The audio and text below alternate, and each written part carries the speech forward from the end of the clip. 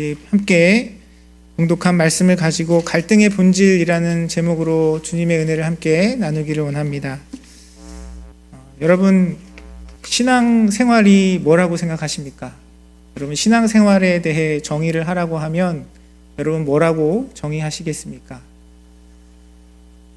여러분 여러 가지 생각과 마음이 떠오르실 거라 생각이 듭니다. 정답은 없습니다. 우리가 어떻게 표현하느냐에 따라서 다양한 답이 있을 거라 생각이 듭니다. 그런데 저는 신앙생활은 관계다라고 생각합니다. 신앙생활은 하나님과 나와 관계 맺는 것이고요. 하나님께서 우리를 불러주신 은혜 가운데 허락하신 믿음의 공동체와 지체들과 관계 맺으며 살아가는 삶입니다. 뿐만 아니라 신앙생활은 하나님 부르신 그 부르심 속에서 믿음의 지체들과의 관계뿐만이 아니라 이 세상과의 관계를 맺으면서 세상에 복음을 전하고 주의 사랑을 나타내는 세상의 빛과 소금으로서의 역할을 감당하는 것이 신앙생활이라고 생각합니다. 여러분 어떻게 동의하시나요? 네. 저와 여러분에게 허락하신 그 관계 속에서 정말 주님의 사랑과 은혜, 복음, 기쁨, 위로, 평안이 나눠지는 그 축복 가운데 살아가기를 소원합니다. 그런데 사실 이 관계라는 것 결코 쉽지 않아요. 여러분 지금까지 인생을 살아가시면서 이미 수없이 경험하고 살아가실 거라 생각이 듭니다. 하나님과의 나와의 관계에 있어서도 참 예배라는 것, 기도라는 것, 주님과 교제하며 살아가는 삶이 결코 쉽지 않습니다. 우리가 함께 읽은 본문 말씀 3장의 배경이 되는 내용은 무엇이냐면요, 고린도 교회 가운데 여러 가지 많은 문제들이 있었는데 그 가운데 사람들이 서로 분파를 나누어서 대립하고 갈등하는 그런 문제가 있었습니다. 어떤 사람들은 자신은 바울파라 이야기하고 어떤 사람은 자신은 아볼로파라라고 이야기하면서 고린도 교회 안에 있었던 지도자들의 그 편향에 따라서 교회 성도들의 마음과 또 그룹이 나누어지고 갈등하고 대립하는 그런 모습들이 있었어요. 제가 이미 새벽 예배 설교를 통해서 여러분과 이 내용을 함께 나누었습니다. 바울은 고린도 교회를 개척한 사람입니다. 2차 전도 여행 때 18개월 동안 고린도 교회에 머물면서 고린도 교회를 세운 사람이고요. 당연히 많은 사람들이 바울의 가르침과 복음의 영향을 받았습니다. 그렇게 믿음을 가지고 은혜를 경험하고 하나님의 능력을 경험하여 바울의 그 인도와 지도를 통해서 은혜를 고백하고 믿음을 고백한 많은 사람들이 있었습니다. 오늘 본문에 등장하는 그 내용 속에서 그 갈등의 또 다른 원인의 지목이 되었던 사람이 누구냐면 아볼로라는 사람입니다. 이 아볼로라는 사람은 굉장히 뛰어난 사람이었어요. 뛰어난 웅변가였습니다. 지식도 풍성한 사람이었습니다. 이 사람은 알렉산드리아라는 헬라 철학의 중심지에서 자라고 활동하면서 굉장한 학식과 능력이 있는 사람이었습니다. 그래서 바울이 고린도 교회를 떠난 이후에 고린도 교회의 지도자가 되어서 고린도 교회의 성장과 부흥에 기여한 사람이었습니다. 하나님께서 베푸시는 그 교회가 세워지고 교회가 부흥하고 발전하는 과정 속에서 모든 것이 은혜이고 기쁨이면 감사할 텐데 그 안에 갈등이 있었어요. 사람들의 마음이 나뉘어졌습니다. 바울이 가지고 있는 그런 영향력과 특징, 또 아볼로가 가지고 있는 은사들이 서로 사람들에게 다르게 받아들여지고 여겨져서 그것이 갈등과 분열의 원인이 되었습니다. 오늘 우리가 읽은 본문에는 자세히 나와 있지 않지만 그 성경 고린도전서의 말씀에 보면요, 바울과 아볼로뿐만이 아니라 어떤 사람들은 자신은 베드로파다, 어떤 사람들은 이 꼴도 저 꼴도 다 보기 싫다, 나는 그리스도파다 라고 이야기하면서 교회 안에 다양한 그룹과 갈등들이 생기게 되었습니다. 이런 모습들은 감사하게도 우리 임마누엘 선교교회 가운데는 없지만, 여러분 아멘이시죠? 아멘. 네. 그렇지만 많은 주변에 있는 그 이민교회 모습 속에서 그런 갈등과 또 분열의 이야기들을 듣습니다. 그런데 그 원인, 그런 갈등의 이유가 무엇이냐, 그 내용에 대해서 오늘 본문은 이야기하고 있어요. 오늘 바울이 이야기하고 있는 그 갈등의 본질, 그 이유에 대해서 우리가 함께 말씀을 통해 나누고 하나님께서 기뻐하시는 연합, 그리고 주님께서 원치 아니하시는 분열을 피해가고 벗어나는 우리 믿음의 공동체가 되기를 간절히 소원합니다. 바울은 간단히 이야기하면요, 그 분열의 본질에 대해서, 그 갈등의 본질에 대해서 그것이 영적인 미성숙 때문이다라고 이야기하고 있습니다. 우리가 함께 읽은 본문 말씀 고린도전서 3장 1절 말씀에 보면 이렇게 기록합니다. 형제들아, 내가 신령한 자들을 대함과 같이 너희에게 말할 수 없어서 육신에 속한 자 곧 그리스도 안에 어린아이들을 대함과 같이 하노라 라고 이야기합니다. 바울은 고린도 교회 안에 있는 분열의 문제, 갈등의 문제에 대해서 지적하면서 그 근본적인 원인이 영적으로 어린아이와 같은 그들의 신앙, 육신에 속한 자로서 살아가는 삶의 모습 때문이라고 이야기합니다. 여러분, 분열하고 갈등하는 사람은 예수님을 믿는 사람입니까? 믿지 않는 사람입니까? 우리는 이원론적인 그런 판단 속에서 우리의 연약함, 죄악의 모습을 가지고 믿음이 없다라고 생각할 수 있어요. 그러나 성경은 우리에게 그렇게 가르치고 있지 않습니다. 예수님을 믿는 믿음으로 우리가 구원을 얻었지만 우리는 여전히 연약한 육신 가운데 살아가며 육신의 소욕 가운데 넘어지고 쓰러지는 것이 우리의 모습입니다. 그 안에서 우리가 살아간다고 해서 우리에게 구원이 없고 하나님께서 베푸신 능력이 우리에게 나타나지 않는 것은 아니에요. 그러나 동시에 성경은 우리에게 이야기합니다. 우리가 하나님 앞에 고백하는 믿음, 주님께서 우리에게 베푸신 구원이 내가 예수님을 믿고 하나님의 자녀가 된 것으로 그냥 끝나는 것이 아니라는 것이에요. 우리의 신앙 안에도 어린아이와 같은 신앙이 있고요. 또 우리의 신앙 안에도 장성한 분량에 이르는 성숙한 신앙의 모습이 있다는 것입니다. 어떤 사람은 어린아이와 같아서 저주로만, 부드러운 것으로만, 쉬운 것으로만 먹고 자라야 하는 영적 수준에 머물러 있는 사람이 있는가 하면 어떤 사람은 단단한 것으로, 밥으로, 거친 것으로 먹고 더욱더 성숙한 삶의 모습을 누리며 살아가는 사람의 모습이 있다는 것을 성경은 가르치고 이야기하고 있습니다. 바울은 그런 우리의 영적인 상태에 대해서 이야기하면서 믿음의 공동체 안에 있는 그런 갈등, 그런 분열의 이유가 다른 그 어떤 것이 아니라 바로 우리의 영적인 미성숙함이 있다는 것을 지적하고 이야기하고 있습니다. 사랑하는 성도 여러분, 바울의 이 이야기를 통해서 우리 자신을 돌아보기를 원합니다. 여러분은 하나님께서 허락하신 그 여러 가지 만남과 관계 속에서 사랑과 위로와 평안을 누리며 살아가고 계십니까? 아니면 여러분의 삶 가운데 어떤 갈등과 분열과 다툼과 또 주님께서 기뻐하지 아니하시는 그런 어려움들을 경험하며 살아가십니까? 우리의 삶 가운데 그런 우리의 연약한 모습, 우리의 갈등의 모습들이 있다면 먼저 우리가 돌아봐야 할 것은 우리의 영적인 상태예요. 내가 예수님을 믿고 구원을 받았다라는 사실에서 머무는 것이 아니라 내가 정말 믿음으로 고백하는 그 믿음의 고백 가운데 영적인 어린아이에 머물러 있지 않은지 우리 자신을 돌아봐야 할 것입니다. 그리고 바울은 그 영적인 어린아이에 머물러 있는 사람의 모습에 대해서 육신에 속한 자라고 이야기합니다. 육신에 속한 자. 육신에 속한 자는 어떤 사람입니까? 앞서 말씀드린 것처럼 믿음이 없는 사람이 아니에요. 구원이 없는 사람이 아닙니다. 예수님을 믿는 믿음의 고백, 하나님께서 베푸시는 구원의 은혜, 하나님께서 그 삶 가운데 허락하신 새 생명 가운데 살아가면서도 우리가 육신에 속한 자로 살아갈 수 있다는 것을 말씀은 우리에게 경고하고 있습니다. 육신에 속한 자는 어떤 사람이겠습니까? 그리스도 안에서 예수님을 믿음으로 고백하고 믿음으로 의에 이르러 하나님께서 허락하신 그 구원의 자리에 섰지만 나의 삶 속에서 주님과 동행하며 예수 그리스도의 성품을 닮아가지 못하고 성령의 능력으로 말미암아 죄악을 이기지 못하는 상태에 있는 사람을 육신에 속한 자라고 이야기할 수 있을 것입니다. 그리고 우리가 이 육신에 속한 모습은요, 우리의 전체적인 모습을 나타내는 것만이 아니라 우리의 삶의 여러 가지 영역 가운데 있는 우리의 모습을 돌아보고 생각해야 돼요. 누군가는 예수님께서 베푸신 은혜 가운데, 믿음의 고백 가운데, 예배의 자리, 교회를 섬기는 자리, 또 하나님께서 나에게 주신 은사의 자리에서 성령의 인도하심에 따라 하나님께서 베푸시는 풍부성한 은혜를 누리며 살아갈 수 있습니다.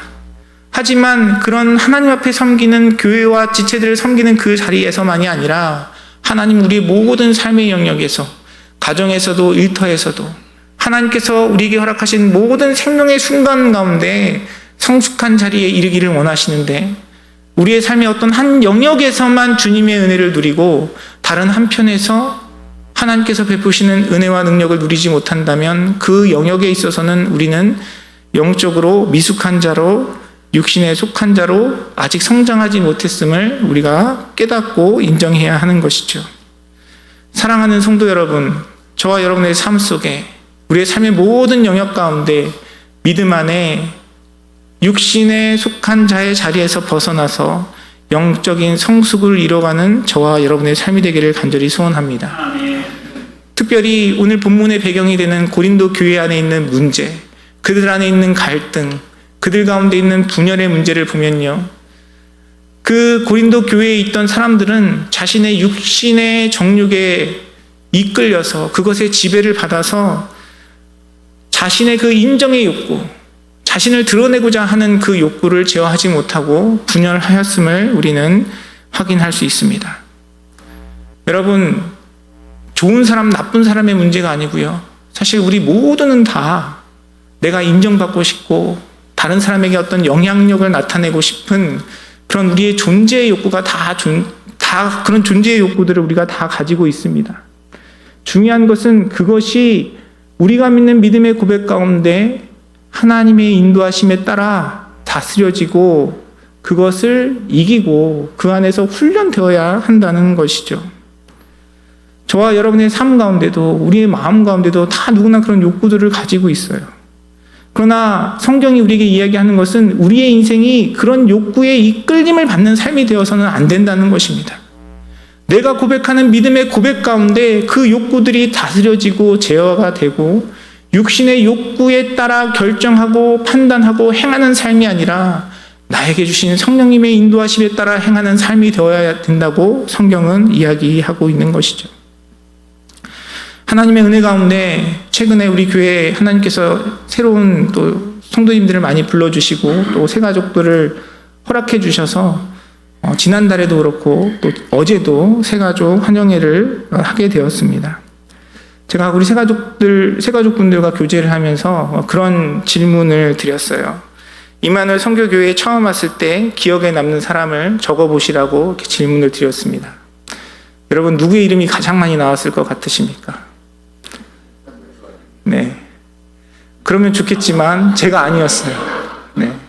우리 주방에서 안 보이는 곳에서 열심히 성실히 섬기시는 우리 권사님의 성함을 가장 많은 분들이 적었습니다.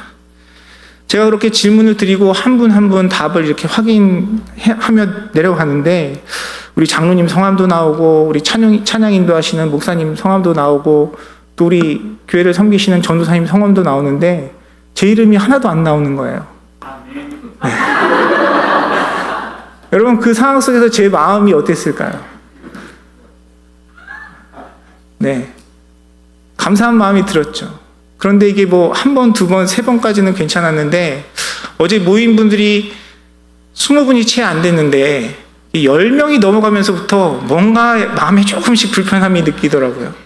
그래도 10명 정도 넘어가면 그래도 한두 명 정도는 적어야 되는데 그렇게 기다리다가 어떤 한 분이 목사님이라고 썼습니다.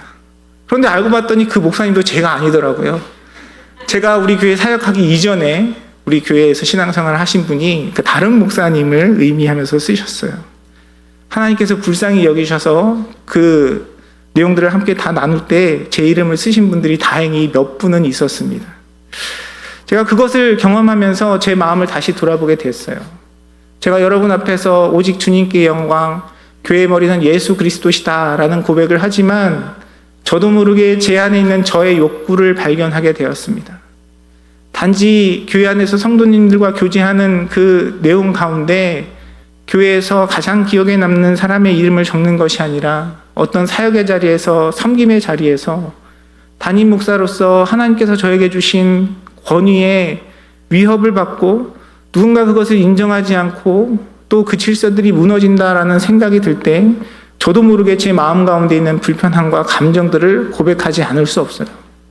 여러분, 그것은 저뿐만 아니라 여기 앉아 계신 여러분, 우리 모두가 가지고 있는 인간의 욕구이고요, 죄악의 본성입니다. 나는 그런 거 하나도 없다라고 이야기하지만 우리의 내면의 깊은 곳을 들여다보면 우리 모두는요, 인정받고 싶고 나를 내세우고 싶은 우리의 마음들이 있어요.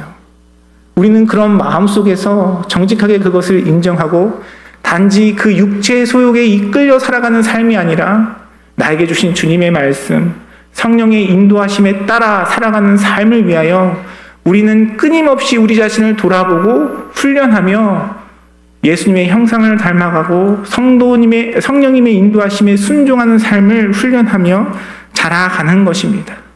우리가 그렇게 성숙한 모습으로 나아갈 때 우리 안에 갈등과 분열이 없어지고 하나님께서 우리에게 허락하신 사랑과 은혜와 평강이 우리 가운데 경험되어진다라고 말씀은 가르치고 있는 것입니다. 사랑하는 성도 여러분, 저와 여러분의 삶 속에 우리 믿음의 공동체 가운데 그러한 은혜가 있기를 간절히 소원합니다.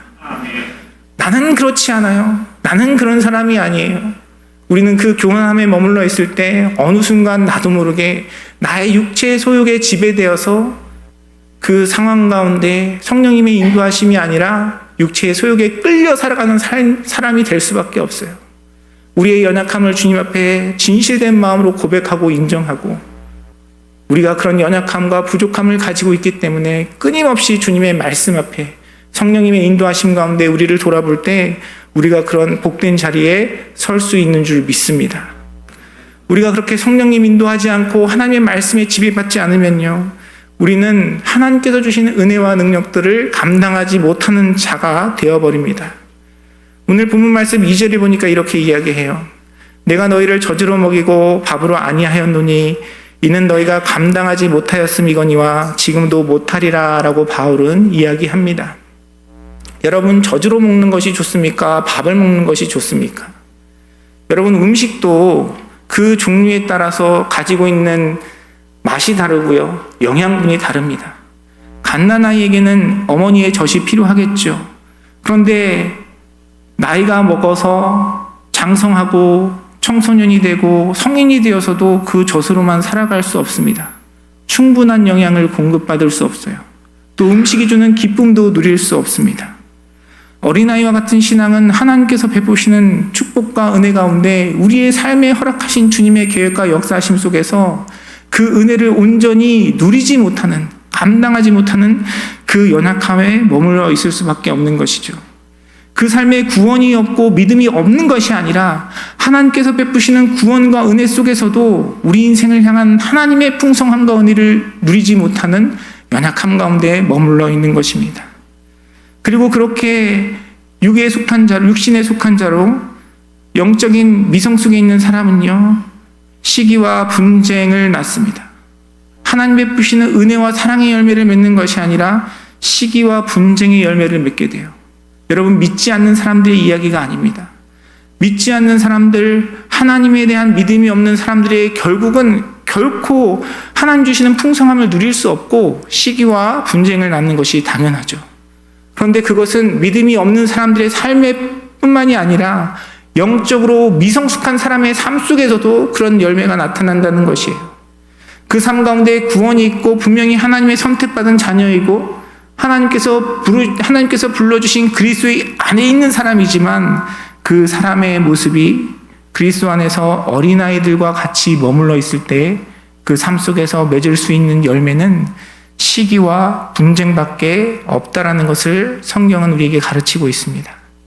이기적이고 세속적인 경쟁심이나 질투로 인해서 생긴 그 시기, 그리고 서로를 비판하고 파벌을 형성하여 갈등과 분열을 초래하는 그 화합을 깨뜨리는 행위가 예수님을 믿는 믿음 안에 있는 그리스도 안에 있는 사람들의 모습 속에서도 나타날 수 있다는 것을 성경은 우리에게 경고하고 있습니다. 그리고 또한 믿음 안에 있지만 그 사람들은 사람을 따라 행한다라고 성경은 이야기하고 있죠. 하나님의 지혜가 아니고 세상의 지혜, 세상의 방식, 세상의 이론을 가지고 믿음의 삶을 이루어 가려고 해요. 다시 말씀드리지만 오늘 본문에서 이야기하고 있는 이 표현들은 믿음이 없는 사람들에 대한 이야기가 아닙니다. 믿음은 있지만 그리스도 안에 있지만 영적으로 미성숙한 사람들의 모습인 것이죠. 여러분, 왜 세상을 살아가면서 교회에 실망하고 그리스도인들의 삶에 실망한 많은 사람들의 목소리와 이야기를 듣습니다. 어떤 목사님 때문에, 어떤 장로님이나 권사님의 모습에 실망하여 교회를 못 다니겠다고 이야기하는 사람들이 많이 있어요. 어떤 교회가 쪼개지고 분열하는 그 모습 때문에 교회 다니고 싶지 않다라고 이야기하는 많은 사람들이 있습니다. 참 가슴 아프고 속상한 이야기예요. 그러나 그 가운데 우리가 지난주에 말씀을 나눈 것처럼 여러분, 우리의 연약함에도 불구하고 우리는 그 상황 속에서 구원을 이루시는 하나님의 미쁘심, 하나님의 신실하심을 바라봐야 합니다. 하지만 또 한편으로 우리가 그 하나님의 미쁘심, 하나님의 섭리와 역사하심을 핑계하여서 성숙하지 못한 우리의 신앙을 합리화하고 핑계하고 그 자리에 머물러 있어서는 안 된다는 것이 하나님의 말씀의 가르침이라는 것입니다. 사랑하는 성도 여러분, 우리에게 우리의 연약함에도 불구하고 구원을 이루시는 주님의 그 사랑과 은혜를 바라보고 오히려 그 믿음 때문에, 그 주님의 역사하심과 능력 때문에 더욱더 신실한 마음으로, 믿음 안에 성숙한 신앙으로 하나님께서 베푸시는 놀라운 축복과 은혜를 누리는 복된 삶을 이뤄가는 저와 여러분의 삶이 되기를 주님의 이름으로 축원합니다. 우리가 이 갈등의 문제, 우리의 육신의 삶을 경험하며 살아가는 삶 속에서 결코 피할 수 없어요. 내가 지금 그 문제 가운데 있지 않다 할지라도 언제 그 문제 가운데 넘어지고 쓰러질 수 있는 것이 우리의 모습입니다. 그렇다면 우리가 이 연약한 육체 가운데 갈등의 문제를 피하여 하나님 원하시는 성숙한 삶을 이뤄가려면 어떻게 해야 되겠습니까? 오늘 본문의 말씀은 그러한 자의 모습이 신령한 자라고 말씀은 이야기하고 있습니다. 우리가 육체의 연약함 속에서 육신에 속한 자로 영적인 어린아이에 머물지 않을 수 있는 방법은요, 신령한 자로 주님의 인도하심 속에서 성령의 도우심으로 주님과 교제하는 삶 속에 하나님의 뜻, 예수님의 복음을 살아내는 자로 살아갈 때 우리는 이 갈등의 문제, 우리 안에 있는 이 죄악된 시기와 분쟁으로부터 벗어날 수 있다라고 성경은 이야기하고 있습니다. 믿음 안에 우리가 가져야 할 성숙은 무엇입니까? 믿음 안에 우리가 고백하는 성장은 무엇입니까? 내가 교회를 몇 년 다녔습니다. 내가 성경을 몇 번 읽었습니다. 내가 이런 직분을 가졌습니다. 우리 겉으로 드러나는 외적인 그런 숫자가 결코 우리의 성숙을 나타낼 수 없습니다. 우리 임마누엘 선교교회에 이만큼의 재정이 있습니다. 우리 교회에 이렇게 많은 사람들이 있습니다. 그것이 결코 우리의 성숙을 이야기하지 않습니다. 성경에서 이야기하는 성숙은요, 우리가 얼마나 하나님의 말씀 가운데 굴복하고 순종하며 예수 그리스도의 성품으로 살아내느냐, 그것이 바로 우리의 성숙의 지표인 것입니다. 말씀이 우리에게 가르치고 있는 것처럼 예수 그리스도의 복음이 우리의 삶의 모습으로 고백되어지고, 예수님께서 교회를 향하여, 예수님의 제자들을 향하여 너희가 서로 사랑하는 것을 통하여 세상이 너희가 내 제자인 줄 알리라 라는 그 말씀이 우리 가운데 경험될 때 그것이 진정으로 하나님 앞에 성숙한 자의 모습인 것입니다. 사랑하는 성도 여러분, 저와 여러분의 삶 가운데 우리 인생의 주인이 되신 예수 그리스도의 그 복음 가운데 예수님의 가르침과 예수 그리스도의 복음이 우리의 삶의 고백이 되고, 우리 입술의 고백이 되고, 우리의 삶의 태도가 되고, 우리가 함께 살아가며 경험하는 우리의 삶의 열매가 되어 하나님께서 사용하시는 주님의 존귀한 자로 쓰임받는 저와 여러분의 삶이 되기를 주님의 이름으로 축원합니다. 교회의 질서, 교회의 권위는 무엇으로부터 옵니까? 다른 것이 아니에요. 바로 하나님의 말씀으로부터 옵니다. 예수님께서 교회가 나의 몸이라 말씀하셨으니까, 예수님께서 우리가 함께 지어져 가는 성전이라고 말씀하셨으니까, 예수님께서 우리가 한 가족이라고 말씀하셨으니까, 너희가 성령의 하나 된 것을 힘써 지키라고 말씀하셨으니까, 그 말씀에 굴복하며 우리가 함께 그 믿음의 성숙을 이뤄갈 때 하나님께서 우리에게 젖으로만 주지 않으시고요, 우리에게 밥도 허락하셔서 하나님 주시는 풍성한 은혜와 능력을 경험하는 하나님의 축복의 통로, 은혜의 도구로 쓰임받게 되는 것입니다. 사랑하는 성도 여러분, 오늘 바울이 우리에게 권면하고 있는 것처럼 그리스도 안에 어린 아이와 같은 자가 아니라, 육신에 속한 자가 아니라, 하나님께서 우리에게 주신 말씀이 우리의 삶이 되고 믿음의 고백이 되어 영적으로 성숙하여 하나님께서 이 세상 가운데 우리를 사용하시는 놀라운 축복의 도구로, 은혜의 도구로 쓰임받는 저와 여러분의 삶이 되기를 간절히 소원합니다. 아멘. 저는 개인적으로 교회가 무엇인가 목회자로서 늘 고민하고 기도해요. 그때마다 제 마음 가운데 새기는 그런 마음과 생각들이 있습니다. 다른 것이 아니죠. 말씀이 우리에게 가르치는 것입니다. 어떻게 그 말씀대로 우리가 살아낼 것이냐. 우리가 얼마 전에, 몇 개월 전에 사도행전 말씀을 함께 나누었습니다. 사도행전에 등장하는 초대교회의 모습은 어떠했습니까? 교회 안에 구제하는 일들 가운데 이방인 그리스도인들이 소외를 받으니까 그 갈등과 분쟁 속에서 그 교회의 지도자들이 자신의 주도권을 내려놓고 그냥 이방인 그리스도인들을, 그들을 지도자로 세워서 그들에게 주도권을 양보하고 하나님의 사랑과 은혜를 실천하는 모습을 보였어요. 그것이 바로 하나님께서 베푸시는 은혜와 사랑의 모습이 아니겠습니까? 말씀이 우리에게 가르치신 대로 원수를 사랑하는 마음으로, 나보다 남을 낮게 여기는 마음으로, 서로를 긍휼히 여기고 불쌍히 여기는 마음으로, 누군가 나의 오른뺨을 친다면 왼뺨을 돌려대고, 누가 나에게 겉옷을 달라 하면 속옷까지 내어주겠다는 마음으로 주님의 말씀을 실천하고 살아갈 때 그것이 우리에게 능력이 되고 하나님께서 원하시는 성숙의 모습인 줄 믿습니다. 아멘. 우리가 그러한 모습을 살아낼 때 하나님께서 베푸시는 능력과 은혜가 우리의 삶 속에 이루어지는 것입니다. 여러분, 그러한 이야기는 성경에만 기록되어 있는 것이 아니에요. 우리의 역사 가운데 우리의 믿음의 선조들이 그러한 삶을 살아내셨습니다. 제가 전에도 한번 나눈 적이 있는 것 같아요. 한국에 총회 방문하여서 그 믿음의 아름다운 모습들을 보여주셨던 믿음의 선배님들, 또 그분들의 교회를 방문할 기회가 있었습니다. 한국이 정말 어려운 가운데 있을 때, 6.25 전쟁을 통해서 공산주의의 그 아픔과 고통들을 경험한 그 시기에 교회가 가장 큰 핍박의 대상이 되었습니다. 한 마을에서 함께 먹고 생활하고 같이 교제하던 사람들이 분열하고 나뉘어지기 시작했어요. 그들이 가지고 있는 이념과 상황에 따라서 서로를 죽이고 죽이는 그런 비참한 상황 가운데 놓이게 되었습니다. 예수님을 믿는 믿음의 사람들은 핍박이 되었어요. 핍박의 대상이 되었어요. 그래서 함께 교제하고 먹고 자고 생활했던, 농사짓고 함께 공동체의 삶을 이뤄갔던 사람들에 의해서 죽창으로 죽임을 당하는 그런 일들을 경험했습니다. 그런데 그 당시 한국교회가 경험했던 기적과 능력, 성승의 모습은 어떤 것이었냐면요, 그렇게 자신의 친구를 죽이고 가족을 죽인 사람이 회개하고 돌아왔을 때 그 사람들을 용서하고 품고 교회의 지도자로, 장로로 세워서 하나님의 복음과 구원의 사역들을 이뤄갔다는 것이에요. 그것이 우리 믿음의 선조들이 보여줬던 사랑과 용서와 용납과 그리스도를 닮아가는 삶의 능력이었고요. 성숙한 그 신앙의 모습들이 한국교회의 놀라운 부흥과 역사의 씨앗이 된 것이었습니다.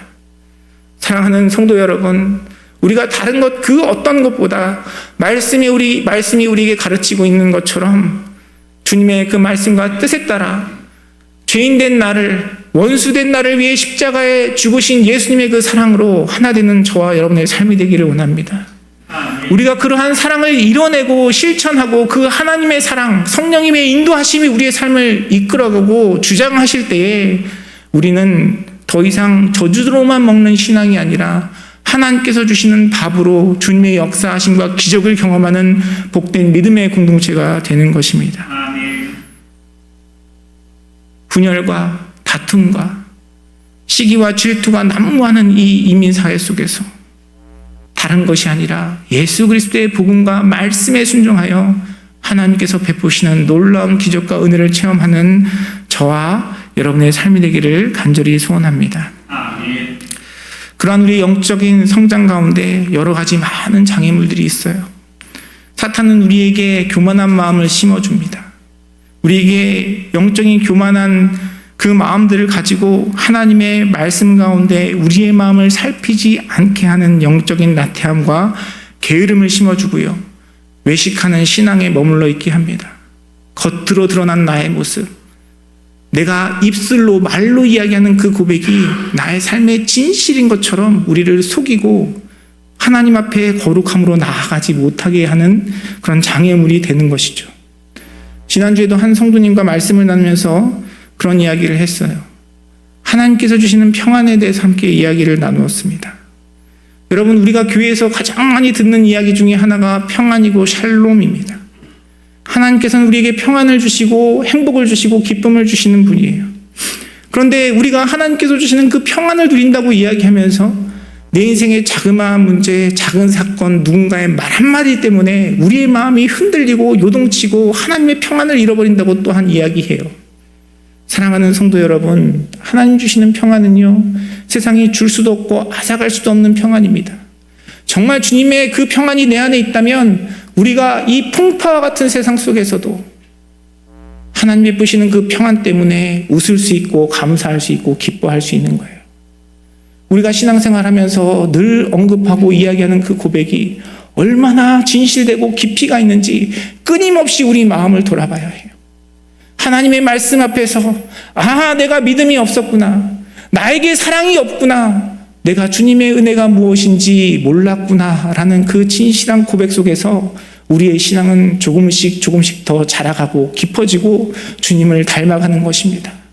주님, 그건 내가 이룰 수 없습니다. 하나님께서 오늘도 나에게 일용할 양식을 주시고 새로운 은혜를 부어주셔야 내가 주님의 그 은혜 가운데 주님을 닮아갈 수 있는 삶을 살아갈 수 있습니다. 이 겸손한 고백 가운데 하나님께서 베푸시는 놀라운 은혜와 능력이 우리의 삶 가운데 경험되는 것입니다. 아멘. 사랑하는 성도 여러분, 매일과 같이 주님과 그 말씀과 성령의 인도하신 가운데 교제하며 나의 연약함을 깨닫고 온전히 주님을 의지하여 내 힘과 결단을 넘어서서 우리의 인생 가운데 우리의 영적인 성숙을 이끄시는 주님을 경험하시는 사랑하는 성도님들의 삶이 되시기를 주님의 이름으로 축원합니다. 아멘. 여러분, 구원은요, 예수 그리스도를 믿는 믿음의 고백 가운데 하나님께서 우리 모두에게 주시는 선물입니다. 그런데 성경은 우리에게 그냥 구원 받았냐 못 받았냐 그것만 묻지 않아요. 우리의 구원과 믿음 가운데 내가 얼마나 성숙한 신앙으로 주님 앞에 나아가고 있느냐를 주님은 끊임없이 물으십니다. 그리고 그 부르심 가운데 성숙하는 삶은요, 우리 찬양대가 매 주일 하나님 앞에 올려드리는 그 찬양과 같아요. 여러분, 우리 찬양대에 이렇게 찬양 3분, 5분 찬양하는데 얼마나 연습을 많이 하시겠습니까? 주일 아침부터 일찍 오셔서 그 한 곡을 부르기 위해서 여러 번 반복하세요. 그리고 그 찬양을 섬기기 위해서 우리 지휘자님이나 반주자님은 또 수없이 연습을 하십니다. 어떤 분들은 그렇게 얘기하시더라고요. 정말 그 본인이 맡은 찬양의 가사를 고백하기 위해서 한 주 동안 수백 번 본인이 연습하신다는 분들도 계세요. 그렇게 그 한 곡의 찬양을 드리기 위해서 수백 번 반복하고 연습하고 고민하고 생각하고 하나님께 찬양을 올려드리는 거예요. 우리의 영적인 성숙도 마찬가지입니다. 하나님께서 기뻐하지 아니하시는 나의 연약한 모습 가운데 하나님께서 주시는 말씀을 의지하여 나를 도우시는 성령님을 의지하며 끊임없이 되뇌이고 반복하고 주님 앞에 고백하고 선포하면서 우리가 그런 믿음의 삶을 살아가게 되는 것입니다. 너희를 핍박하는 자를 위하여 기도하라는 주님의 그 말씀 앞에 핑계대지 않고 이유 달지 않고 주님이 우리에게 주시는 그 곡조대로 그 말씀에 맞추어 끊임없이 우리 자신을 돌아보고 주님의 도우심을 구하고 결단하며 하나님 앞에 나아갈 때 우리의 인생을 변화시키시는 하나님의 능력과 은혜를 경험하는 것입니다. 말씀을 묵상하는 것에 대해서 여러분과 함께 나누었습니다. 말씀을 묵상하는 것은 그 말씀을 가지고 사색하는 것이 아니에요. 하나님, 나를 핍박하는 자를 위하여 내가 어떻게 기도합니까? 주님 앞에 핑계하고 변명하는 것이 아니라 너희를 핍박하는 자를 위하여 기도하라 라는 주님의 말씀을 끊임없이 반복하고 우리에게 되뇌이면서 하나님, 나를 인도해 주십시오. 나를 그 성숙의 자리로 이끌어 주십시오. 주님, 내가 그 말씀에 순종하겠습니다. 주님 앞에 우리의 마음을 드릴 때에 하나님께서 주님의 능력으로 우리의 삶을 인도하시는 것입니다. 아멘. 찬양을 연습하시는 분들이 내가 음이 올라가지 않는다고 내 마음대로 음을 바꾸지 않잖아요. 가사가 내 입에 익지 않는다고 내 마음대로 가사를 부르면서 가사를 바꿔서 노래하지 않습니다. 그렇게 찬양한다면 어떻게 찬양대가 함께 한 목소리로 한 마음으로 찬양을 하나님께 올려드릴 수 있겠어요? 우리의 신앙도 마찬가지입니다. 우리의 신앙은 철저히 우리에게 주신 그 말씀 속에서 성령의 인도하심을 구하며 주님의 뜻에 맞춰가는 삶을 이뤄갈 때 그것이 우리의 성숙이고 우리의 삶 가운데 베푸시는 하나님의 능력으로 나타나는 것입니다. 사랑하는 성도 여러분, 저와 여러분의 삶 속에 이러한 성숙이 있기를 주님의 이름으로 축원합니다. 우리의 힘과 능력으로 할 수 없어요. 주님이 이끌어 주셔야 돼요. 우리 철저히 주님께 의지하며 나아가야 됩니다.